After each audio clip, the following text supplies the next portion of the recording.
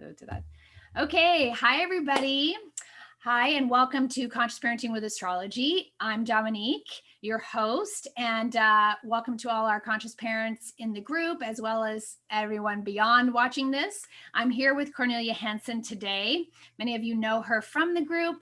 We recently did our temperament workshop with you. She is the author of Kid Wheels, Understanding the Child in the Chart, a must-have. And today we are talking about a new topic. We are moving into Mars, and it's perfect timing. Mars is in Leo now, so Mars is fired up. We thought we'd get fired up and start talking about Mars and all the things that it brings up for parents. So today what we're going to do in the talk is give you a little rundown about Mars, some positive and negatives about each of the signs, and give you a little bit of insight into our next workshop, which is going to be about Mars and the cycle of Mars and how it relates to child development, particularly the brain stages, which is fascinating. So you're going to want to be a part of that. But for starters, let's dive into Mars and give you some reminders, some updates. We are in Mercury retrograde, so bear with us if there's glitches or switches or things like that. We've been talking for a few minutes already and going, wait, what?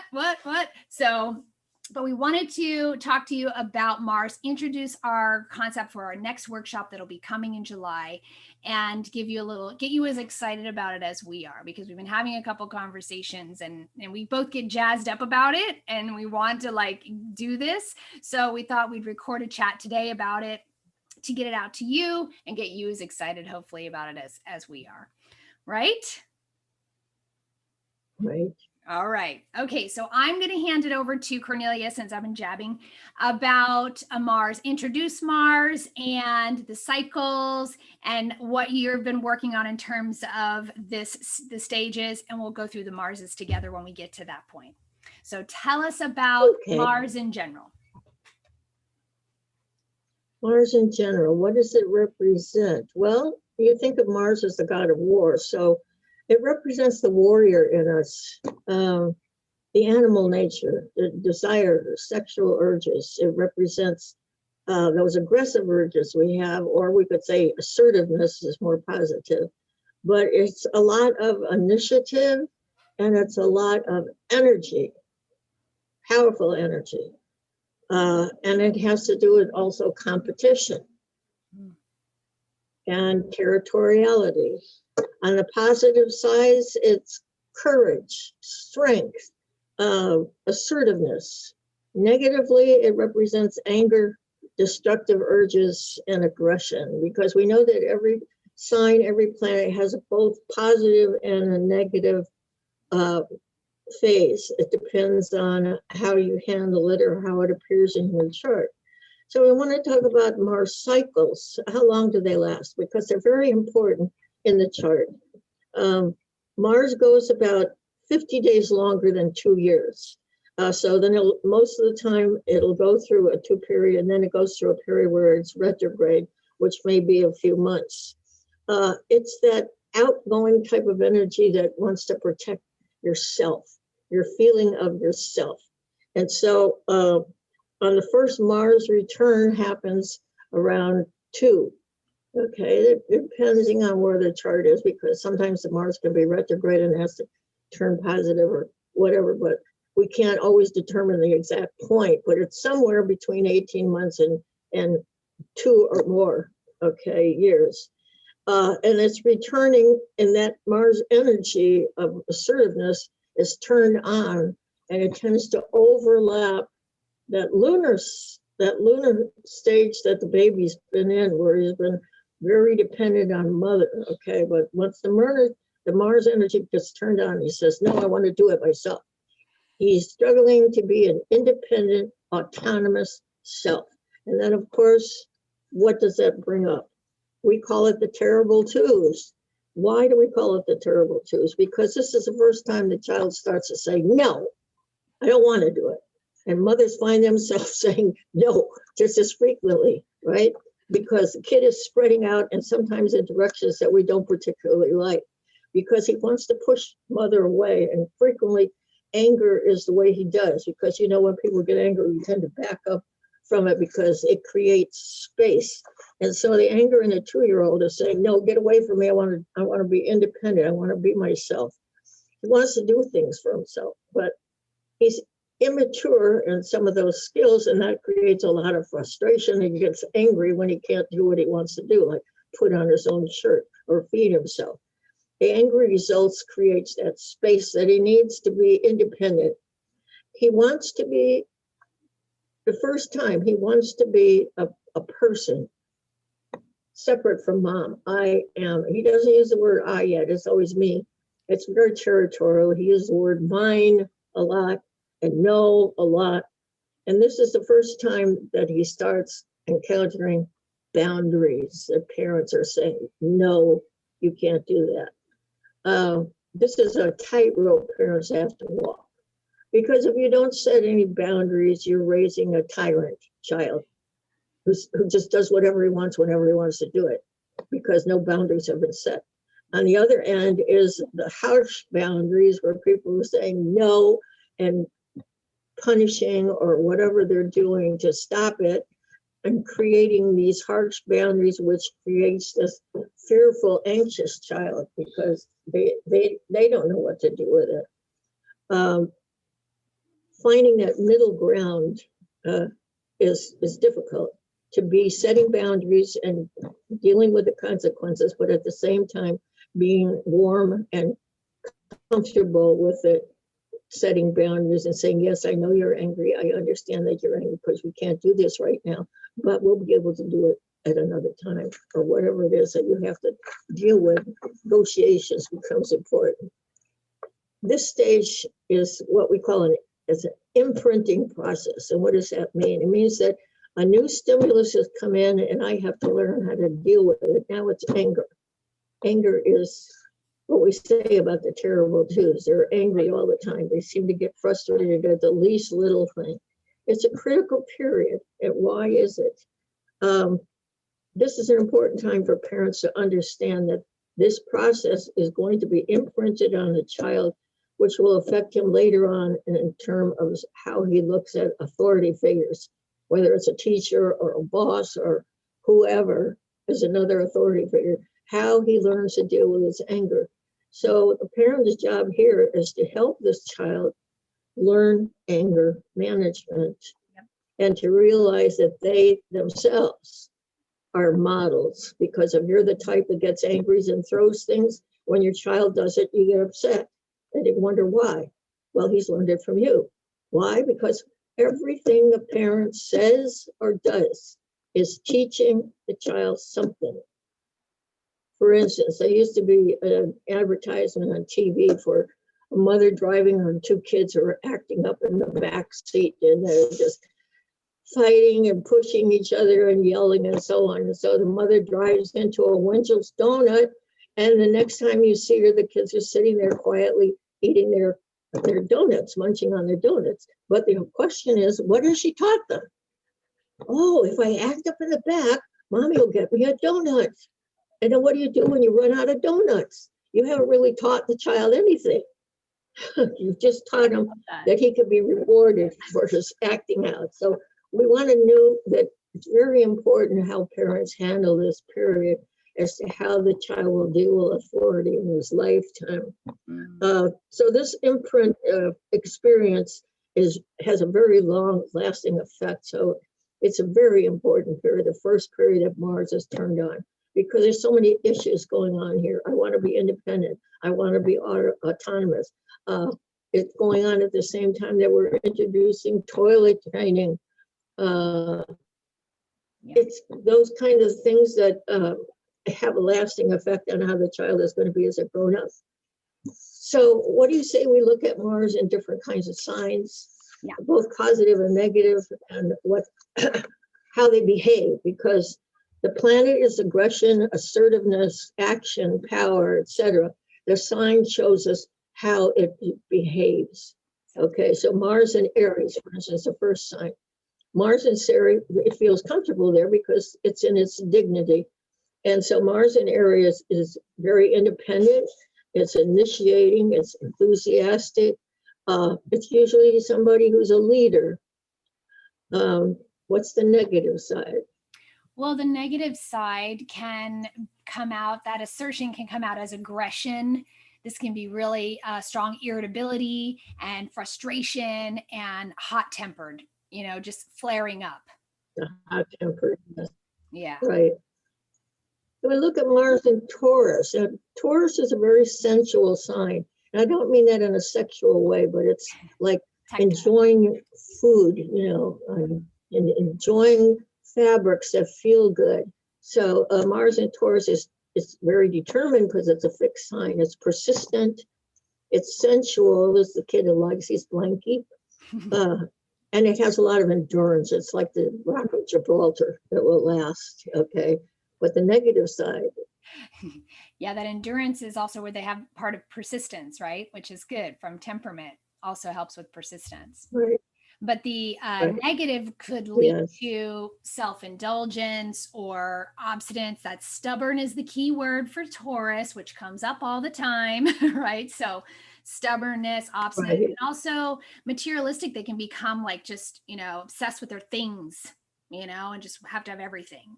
Yes, right. Right. Yes, you have to read Taurus is the second house of money and assets and things they belong. So you could become very materialistic. Yes. Let's look at Mars and Gemini. What do we have with that? Well, a lot of dexterity. Mars and Gemini is also observant and witty, adventuresome. Yeah. This describes my grandson who has Mars and Gemini. And he has all of those. He has great, what would you call, fine motor skills. He learned how to knit in school and all kinds of things. Yeah. Oh, wow. Yeah. But the negative side is what? So the negative, he could be really restless, without mutability, and Mars, like not know to do with a lot of that energy, excitable, and maybe argumentative, like feeling like, if you can't get your point across or whatever, get frustrated, can get, easily get into an argument with others, and also can add to that short attention span. Like if they're wanting to go in a lot of different directions or do a lot of different things at one time. So it can just be like spastic.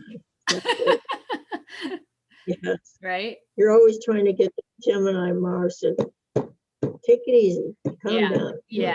Yeah. Which is tough, right? You don't want to like squelch that excitement, but at the same time, that's where you're teaching them, I guess, like time and place and like where you can run and go crazy or where you can be, loud and obnoxious and where you need to like tone it down for a certain situation. Yeah. When we look at Mars in Cancer, it's in its fall here. It's not comfortable. Right. Mars in Cancer is very protective of the family and the family values. It acts positively if the mood is the same. If you're in a positive mood, then it acts positively. However, if you're feeling cranky, it acts in a more negative kind of way. Okay. Yeah. What other keywords do we have for Cancer in its fall? Well, Cancer in the fall too, like negatively. And I was just thinking about this as you were talking about Cancer. We just had Mars in Cancer. And so it was very relatable to the moon. So when you're saying it's like changes by the mood, that would mean like Cancer ruled Mars is constantly, moods are changing based on, whatever stimuli is coming in that day, and it changes a lot because the moon changes so much. So, that it's not very assertive. It can be one day it can be really assertive and then it's not assertive. There's a lot of that back and forth, can get really frustrated and easily get into fights because if it's, affected by a negative mood or negative energy or surrounding it's in, I feel like it can be really affected by its environment in a negative way if it's in a negative environment because of that water, that Cancerian thing being so that's where mood, like environment would be really important for a Mars in Cancer, right? In terms of like the level of energy, and if you're at a calm and peaceful environment, then likely the assertion wouldn't be as aggressive. But if there's fighting going on in the home and there's a lot of that, it's just going to exacerbate that Mars in Cancer in a negative way. Does that make sense? Mm-hmm. Yeah. Oh, let's look at Mars and Leo. Mars in Leo is passionate, Mm-hmm. dramatic, self-confident, Yeah. proud, and very loyal. If you remember, our previous president has Mars and Leo sitting right on his ascendant, so we see a lot of that. Yeah. What's the negative part of Mars and Leo, which we saw a lot of that too. Yeah, we saw a lot of that too. Yeah, definitely adds more to that stubbornness, almost like a Taurus, very arrogant and domineering. So it's very, if there's not loyalty, it can be very, very dominant and frustrated, domineering, arrogant, and cast you aside, if you're not loyal. So what do you call it? Like just tossing these aside, very critical, and very touchy too. Like if they don't think, if you don't feel like people see you as the cat's pajamas, then you're like going to be criticizing them. You need that, you need to feel that attention and that, a sense of, you know, the adoration, and recognition. I think that's another big thing. Recognition is big for Leo, and Mars and Leo can get really upset if they're not recognized, maybe for the good things they do or the talent they have, or not being recognized. It can come out as really like domineering and like nasty. Yeah, the Leo sign is related a lot to politics and movie stars. Yeah, because you have to have like a big Bill Clinton was a Leo, Obama was a Leo. Yeah. This just as a little Let's look at Mars and Virgo. But wait, as a side note, I want to stick in there to get people excited because as we're talking about Leo, one of the things that we've also been talking about is the ego and the sun. And this is another topic about creating and building a healthy ego in our child, right? So stay tuned for that, because as we're talking about Mars and Leo, I think it is about the ego, and nurturing a healthy ego in the child is really important.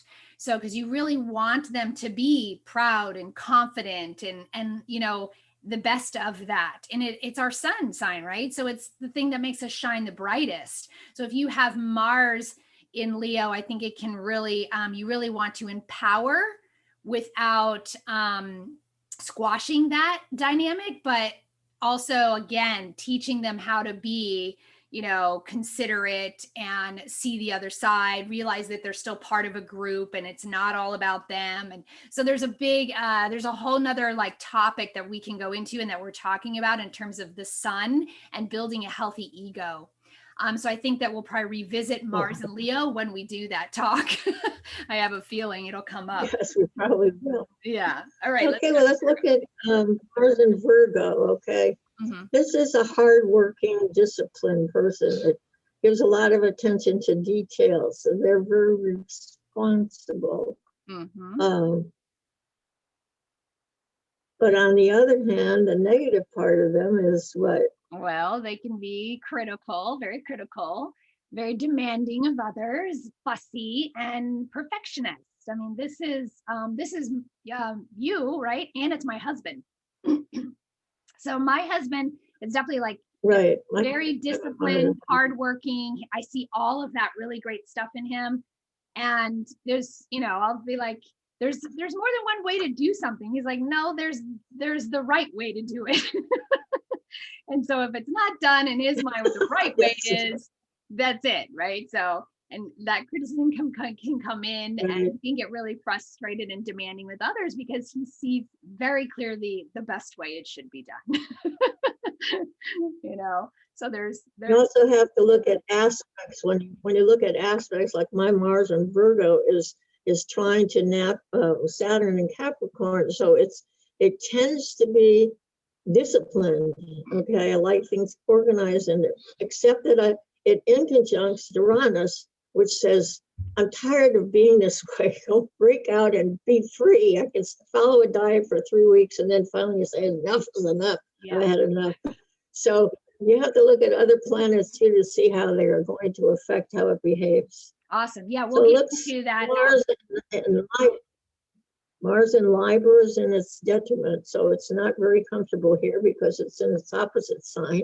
Right. And Libra is the we sign, the cooperation sign, and Mars is the aggressor. So Yeah. Mars is not too Me sign. comfortable here, but it does give you a lot of strategic ways of doing things. It can be more cooperative in groups, say, not trying to run everything, but willingness to be fair towards others. But on the negative side, yeah, on the negative side, they can have difficulty making decisions and figuring out which way to go, and have that sort of like we have to make this good, we have to make this right, it has to be fair, and there can be no negotiating. It has to be this way because we have to have it fair and right and good, that kind of attitude. And then it can also take a little bit of the fire out of Mars and make you lazy. Not want to do much, or be like, oh yeah, easily allowing someone else to do it, you know what I mean? Yeah, giving it over to others, to navigate. But we look at Mars as an energy sign, so it's comfortable in fire signs. Water signs tend to put out the energy. Right. Air signs tend to dissipate the energy in all kinds of different directions. And Earth, it's more stabilized, it's more disciplined because it's more repressed. Well, let's look at Mars and Scorpio. Yeah, it's in its dignity here because it's a co-ruler along with Pluto. Right. And so it's positive sign. Scorpios, we've had more Scorpio presidents than any other sign. They're self-reliant, they're intense, they're persistent, they're uncompromising. And interestingly, those can be seen as both positive and negative attributes, I think.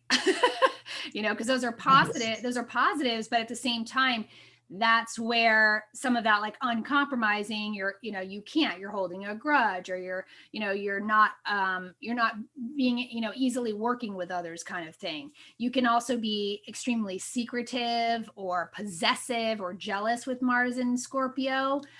You're even like obsessive about something you get into, you can just really get obsessive about it. And if you get angry, it's really hard to let things go. So you could hold a grudge. And in terms of like expressiveness, they could also be like dark humor and sarcastic, in terms of the way that they talk, but acting wise. I call them zingers. Yeah. They're the ones that hit you with those zingers. Yeah. They leave you speechless. Yeah. Now, Mars in Sagittarius is a little different. Now it's in a fire sign that feels more comfortable here. Right. And here we have a cheerful attitude, kind of zealous, a freedom-loving person. Yeah. Probably athletics. Probably athletics is important because it tends to be restless. Like my son David has Sag rising, and he has to have outdoor time. He has to have plenty of time to move around. But it does have a negative sign also.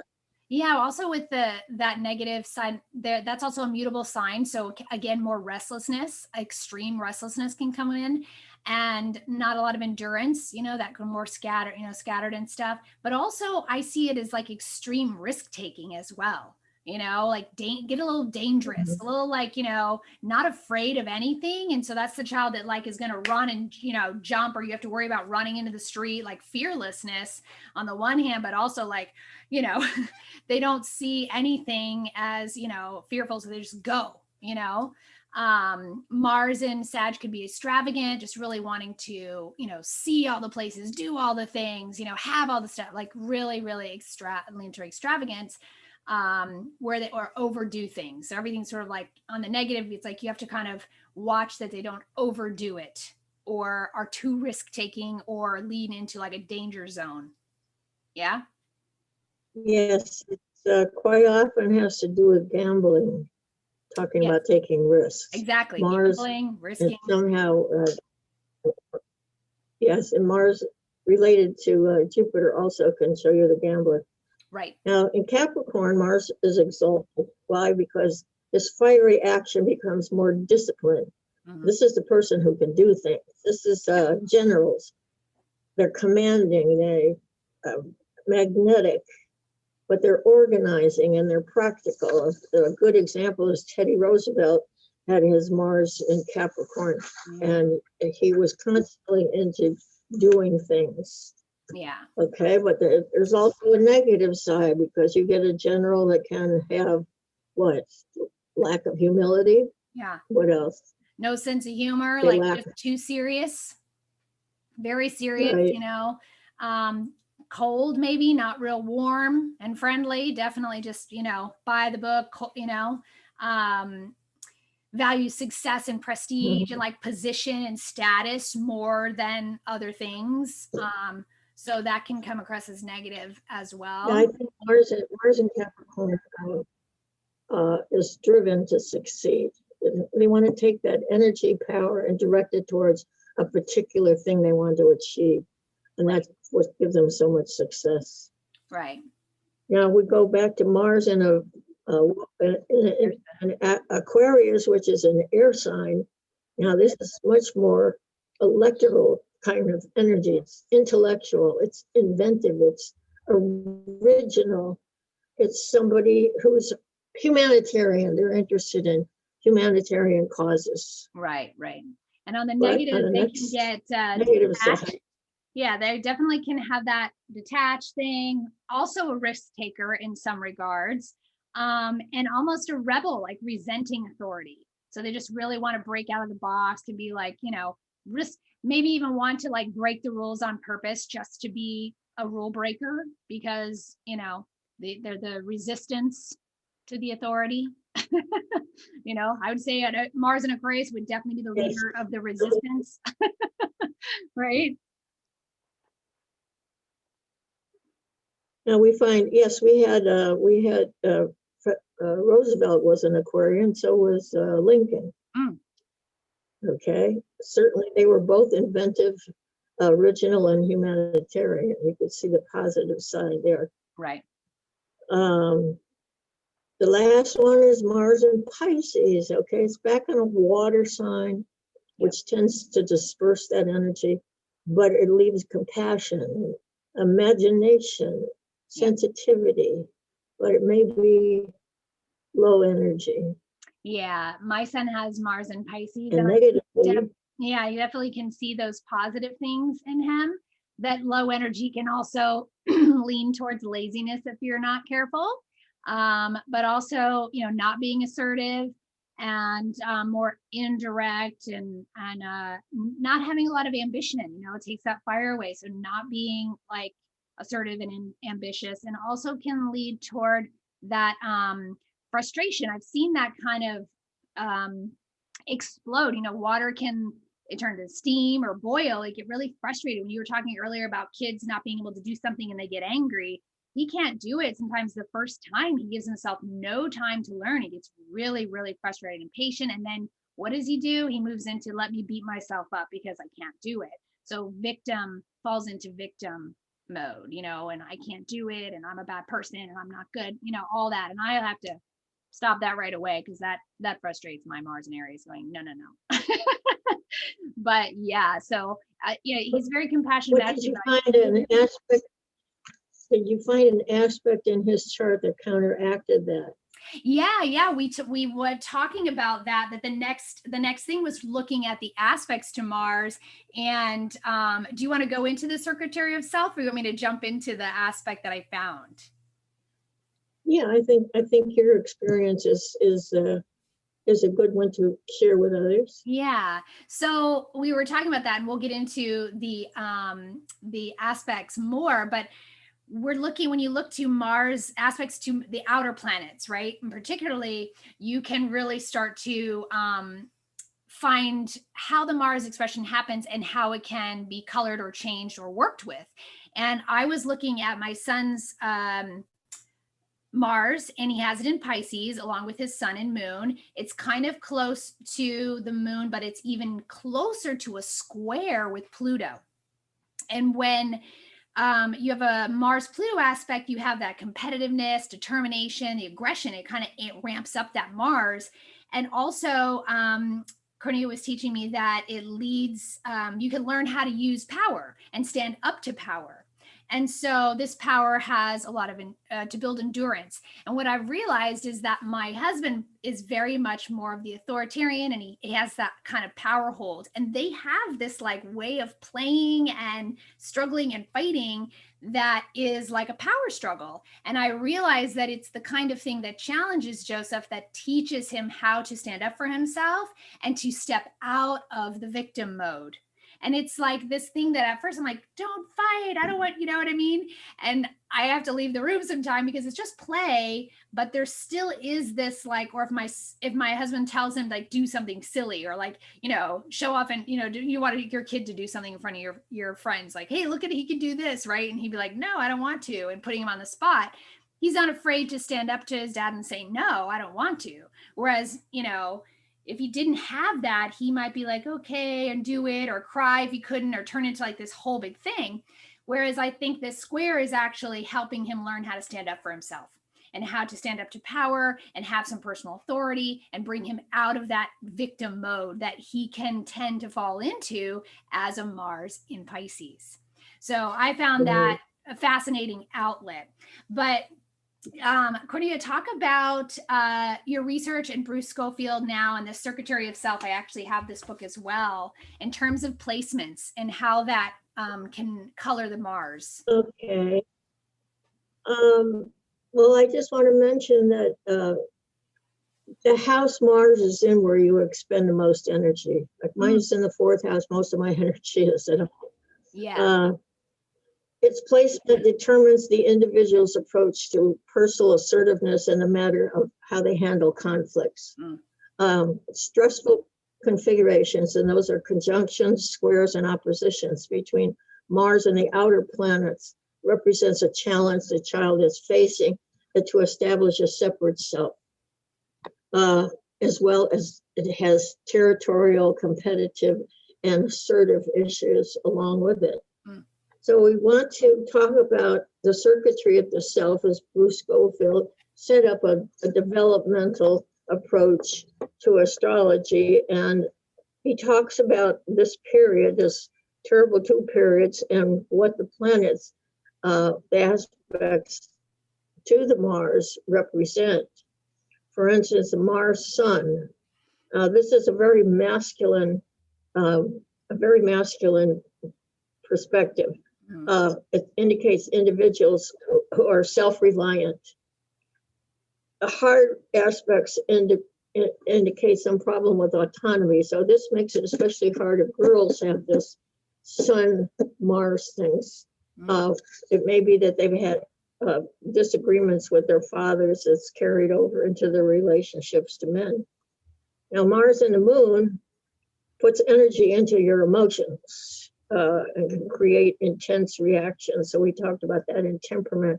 Kids who have a lot of energy in their emotions, and they don't just cry, they scream. They don't just laugh, they jump up and down. They have to express it in a more energetic type of way. Also, it can associate that feeling of safety and security that we learn from the Moon with conflict. If there's conflict in the home, so we can, that is going to affect that lunar period as well. Mars and Mercury aspects indicate autonomy is related to verbal proficiency. You find a lot of this with people who talk to their children a lot. So they learn how to express their anger in a verbal kind of way, rather than a Mars kind of way. But negatively, it can be a person that argues a lot or bickers, quietly. Yeah. Mars and Jupiter, that's the one I said, that's associated with risk. That's the real risk person.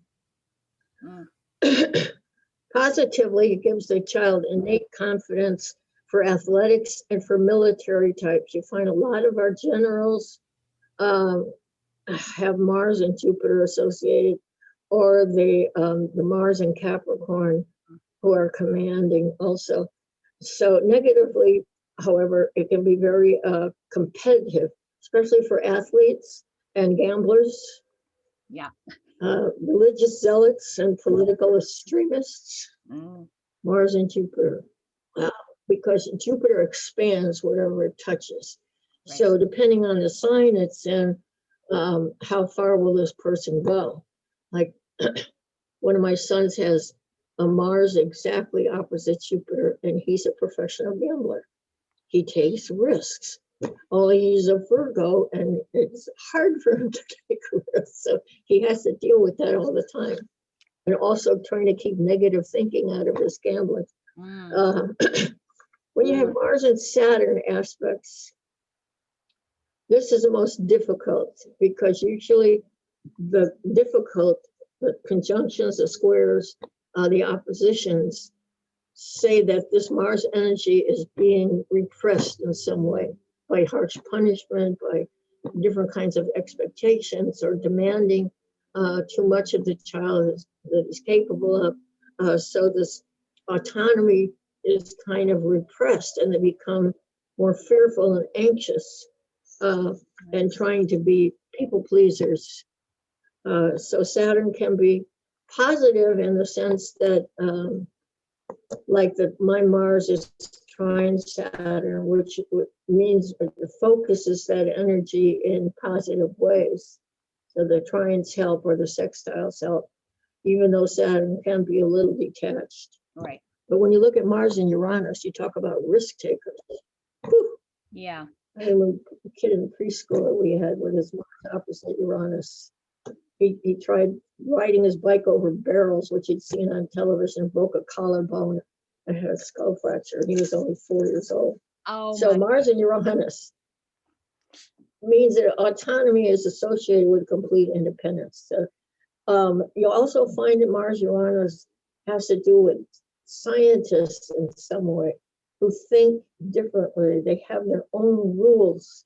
They can be rebellious in that sense. They're the humanitarians that fight against Black Lives Matter. That would be typical of Mars Uranus. Yeah. Fighting for a cause. Right. So negatively is the risk-taking thing, but positively it's the individualism who needs to have freedom to follow his own ways.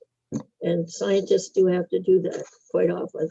They're up against authority figures. We watched Dr. Fauci fight during the administration to oppress the science of what he was talking about, and getting blowback for it. Yeah. Well, that's Uranus. Now, we just talked about Neptune now is water, and so it tends to drain the energy of Mars. So the need to express anger quite often is going to be in passive aggressive ways. It's going to be more behind the scenes, or indirect, in other words. Positively, of course, it gives a lot of imagination and creativity also. So if you can direct that energy into the arts, that's always good too. You know, Mars and Pisces would be, Mars and Neptune together could be positive in directing it into artistic areas, music, dance, art, whatever. So a Mars Neptune, though, in a challenging aspect, Mars Neptune, if that focuses on that artistic quality, could be also getting lost in that creative process. Or those, I'm thinking of those artists who are like those tortured artists, you know, they create this beautiful music or whatever, but they're somehow behind the scenes, they're tortured, you know, or they're self-inflicting, you know, and that kind of thing, or have, you know, issues of escapism or drug abuse or something like that, but they're hugely creative. You know, that can be like a sad but beautiful dynamic. It quite often it creates the martyr. Right. You know, why is everybody picking me? Why don't I get a break? Right. That kind of thing. Right. Yeah. And then you don't want to look at the reality of the situation. Right. But we talked about Mars and Pluto. This is an individual who's usually very competitive. My son, David, the athlete, has Pluto trining his ascendant exactly. He can outlast any younger person when he's playing handball. He can outlast them because that endurance is so powerful. Once he makes his mind out about something, his focus doesn't get distracted at all. Right. So it can be powerful, but we talked about also it can be very aggressive and determined. Yeah. It can love power for power itself. Yeah. That can be very difficult in a politician. Yeah. Yeah. But also create a lot of Stand up, sorry, that's my doggy. yeah. Standing up to a powerful parent Right. is one way to develop that. If you've got a kid with a Mars Pluto, maybe he's standing up to somebody and learning how to stand up for himself, depending on what sign it's in, of course. Yeah. So we have to look at the Mars in the sign as well as the aspects. The sign describes how it behaves, but the aspects add another illumination to how it works. For sure. All right.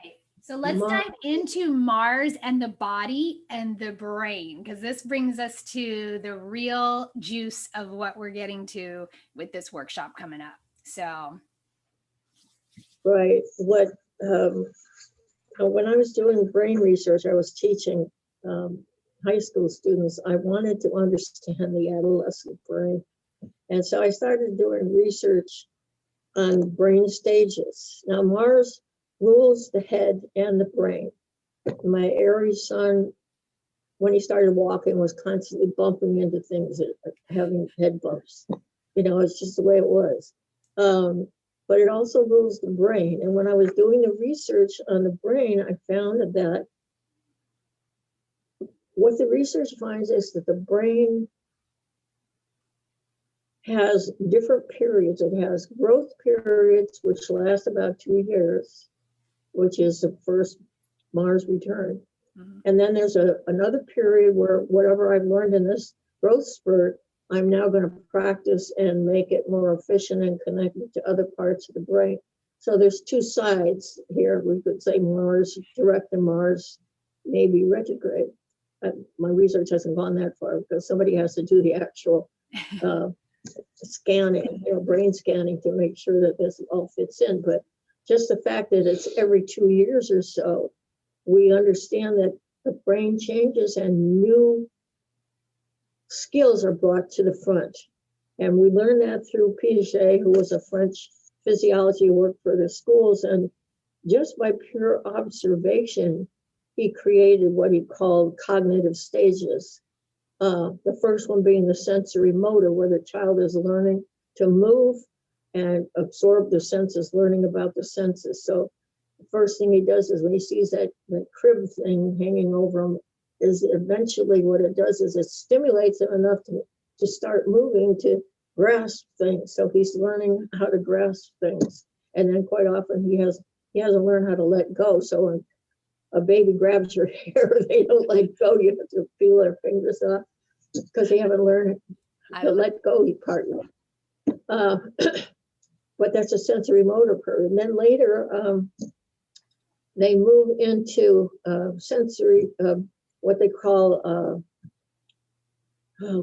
concrete operations. Now, concrete operation means the child's going to manipulate toys, etc.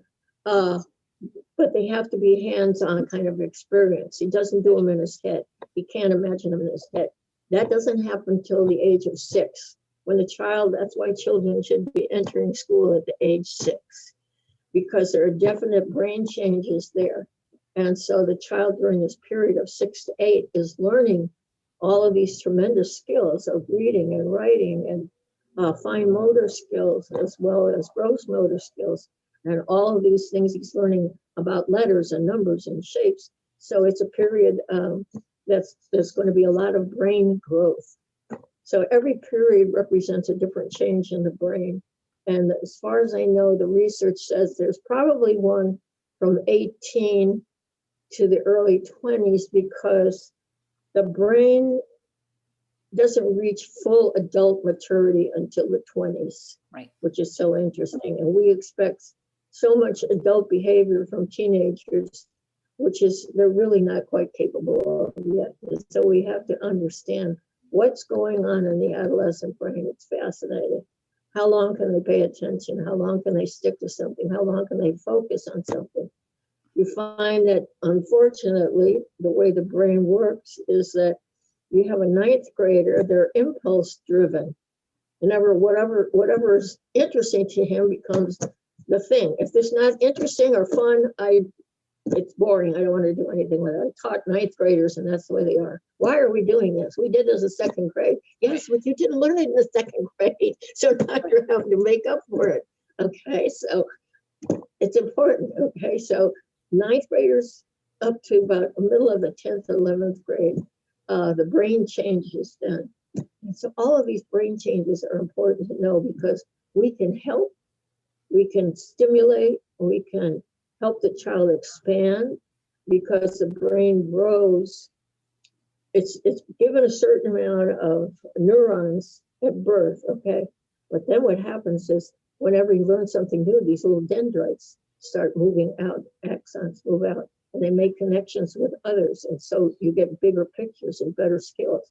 And then the brain begins to wire those connections with myelization. It's kind of like when you put the rubber casing around electrical wires. And that goes on all through development. So different parts of the brain are becoming more efficient, faster, and working better. So all of these things are so important to know these brain stages because we could help or hinder. It's very important to understand that brain stages success depends on the stage before it. Mm. In other words, if a kid is in poverty, has poor nutrition, is neglected in these early years from between 2 and 4, he's not going to build up all those connections. And so when he finally gets to kindergarten, he's already inhibited because he hasn't learned all of this stuff. That's why 2 to 4 is a very important period for stimulating the brain's growth. So parents can know about brain stages. They can help their children develop in a healthy way. Oh, it's fascinating. It's so fascinating. And I understand also one of the most vulnerable because like ninth graders, they're in that stage I said where they have anger, but they have they're impulse driven. They haven't developed the part that says, okay, that's not good for you. Don't do that. They haven't developed that part yet. So they're very vulnerable to peer pressure, saying, oh, God, take this drug. It does great stuff for you. Well, right. Yeah. That's a period you have to watch very carefully because those alcohol, tobacco, drugs are going to change the brain in such negative ways that it's like taking a cucumber, you turn it into a pickle. Once it becomes a pickle, you can't change it back to a pickle. Right. So those are very important years. And we need to understand where children are vulnerable and discuss it openly and honestly with them and help them to understand the damage that can be done. Yeah. I remember showing in my high school 9th grade class, I showed a documentary on what happens to the brain. And when it got through, this one girl said, I said, well, what did you learn from that? The girl says, I'm never going to touch drugs, that's for sure. Thank God somebody learned something. Yeah. Okay, so it's knowing when things are vulnerable and how you can counteract them, but also how to expand what's going on and expand their horizons continuously. That's about it for Mars. Yeah, that's fascinating. So what me and Cornelia are doing is putting together our next workshop, and it's going to be about Mars and the brain stages. So we're going to dive into the Mars cycle and also how they relate to the stages and how you can give tips for parents on how for each stage. And also what I think is important is how, there's corrections that can be made along the way based on where your child is too. Because if you're listening to this and you have an older child or, they've surpassed that 2 to 4 age, you're like, oh gosh, maybe I didn't do this or that. There's ways to still nurture. Like I always feel like it's never too late to make some changes or do things a little bit differently, or to teach your child about themselves if they're old enough. and how to manage their anger, or how they're still learning, or how it's part of development. So I think it's really fascinating, regardless, of the age. If you have younger kids, it's great if you get in on the ground floor, so to speak, and learn how to support the stages. But at any point, you can come in and learn tips for the stage you're in to prepare for the next one, or recognize where you've managed to do great in some areas, or certain things have been a struggle for you, and you can make different changes. I also wanted to I'm always thinking about flipping the script, because we have to look at ourselves and our own Mars through the process as well, since we're the role models. Like you said, Mars, parents are the role model for how to navigate anger, how to, handle authority, how to respect authority, how to communicate, all that stuff. We're the role model. So understanding your own Mars and your own early imprinting, and, how that worked for you.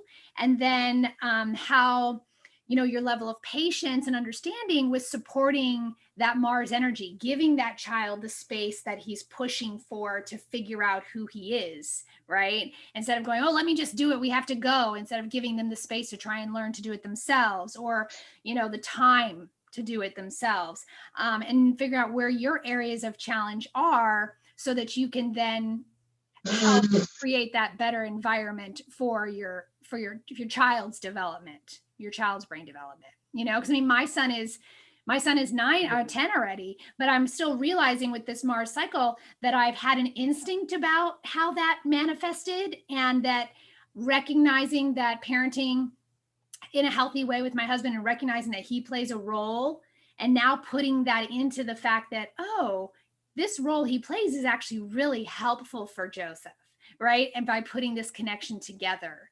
so it's never too late, is what I was saying. Now I have a different perspective. Yes, we have to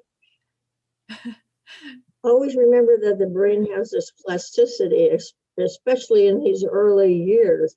So it can change. It's constantly changing due to experience Right. that the child is having, how it's affecting them, and what they're learning. All of this stuff is can change, because it's been shown often enough.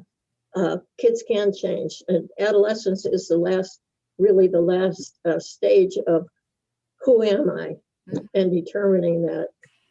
Yeah, I think we want to know how we can help that. Yeah, you were talking about the balance, and that's really interesting, because as we're in this stage, we're expecting kids to be, fully formed, or adults, or be responsible. I think that's another area of teaching responsibility, but beyond what they're really ready for, or what their brain has really developed enough for them to handle. And you have this sort of attitude of young people who already think they know it all and are smart and get it, right? When we might know intellectually their brains aren't developed quite yet, and how to let them learn how to adult, but in a compassionate way. But at the same time, that's a hard time, where a certain amount of structure, and the parent has to come in and be an authority, and help them, so they avoid getting themselves into really bad trouble, or experimenting and whatever, you know what I mean? So I do think it's a fine balance. And so to really understand, at any point you can jump in and understand the brain stages, or the Mars cycle in the parenting process. It can give really rich tools for how to, engage and nurture the child's development, and so that they can be like their own authority, but also respect authority, and be productive in society without being too, pushy or egotistical, being a healthy amount of assertiveness and confidence without being domineering and controlling. And, so it's really about learning how to nurture the child to the best of your capabilities, understanding their nature, so that they can be, the best they can be, and utilize their Mars energy in the most productive ways, and support their development. I think Mars is the way we handle conflicts. So we have to look at that. Remember, in the last workshop, we had a mother who talked about her two boys fighting all the time, and mothers fall into that game of, oh, I have to play referee, but you're always losing, because one child is okay and the other one isn't. So you can't choose between them. You have to be a Solomon to be able to choose that. Right. And it's very hard to play. So you have to teach children how to handle it. because they're going to run up against them everywhere they go. So Exactly. they're going to have to know how to stand up for themselves, Yeah. And I love the but in a example. proper kind of way. That's what I'm saying. You have to learn how to communicate your feelings and Right. your boundaries. It doesn't have to be done in an angry way. In fact, when you're angry, you usually can't handle conflicts very well. You have to let that adrenaline slow down, and then you can talk rationally. Right. So That's where this space. is all skills and tools, teaching our children that are going to be lifelong tools of handling anger, aggression, and authority. Yeah. Powerful. Oh, With I'm so kindness. excited. So I really feel like this is going to be a juicy workshop. I think it'll be a lot of fun. So I hope that people listening like are jazzed about it and like really want to dive in with us, because I think it will be a really, really great workshop. It's a lot of great information that you're putting together from your research. So I'd love to hear from anybody who's listening to this, in the group. If you're down for this, if this is interesting, we'll probably do the workshop in later July, right? Mid to late July, after Mercury's out of its shadow and things are moving, right? We'll dive in and we'll do this workshop. We'll have some, we'll put together some worksheets and we'll take some examples and we'll get into some of this great, this information. So Cornelia, I'm so always in awe of your mind and your knowledge. And I love soaking up all the wisdom that you bring. It gets me really excited and ignites the passion within me. So I love talking to you. I like all of your energy and how you just love learning new things. It's inspiring to a teacher, Yeah. Actually getting across to somebody with something that they can use. Oh yeah. And as an Aquarius, I'm always like, I like to learn and teach, and I end up, even when I'm teaching or with a client, I end up feeling like guilty because I feel like I learned so much. And I'm like, did I equally teach what I learned? Because I felt like I learned so much, right? But that's just who I am. I have to teach, learn to teach to learn. I love to do that. Well, so yeah. if teachers had an open mind, they wouldn't take questions so as if their knowledge is being questioned. Right. I've noticed that about teachers. Oh, that's an interesting question. I really don't know the answer to that. Let's look it up. Yeah. Yes. You have to have an open mind and not be intimidated by kids' questions, because they have a lot of them today. Yeah, exactly. Their knowledge to the world is so far expanded compared to when we were kids, when you only had a radio, you didn't have the internet, you didn't have television. Yeah. You didn't know all about all of the stuff that was going on around you. Your world was so small. Yes. circumscribed, Oh yeah, absolutely. So this is a fun way. This is a fun way to help you help yourself. And the long-term goal is that we have more families that are functioning in a happy, productive way. That's our goal. Absolutely. Great note to end on too. Awesome. Well, thanks everyone for listening, and definitely, I'll share this in the group. Make sure, let us know if you're interested, and we will keep you abreast of all the information on the coming workshop on Mars and the brain stages. Thank you so much, Cornelia. We'll talk soon. Bye. Thank you. Bye.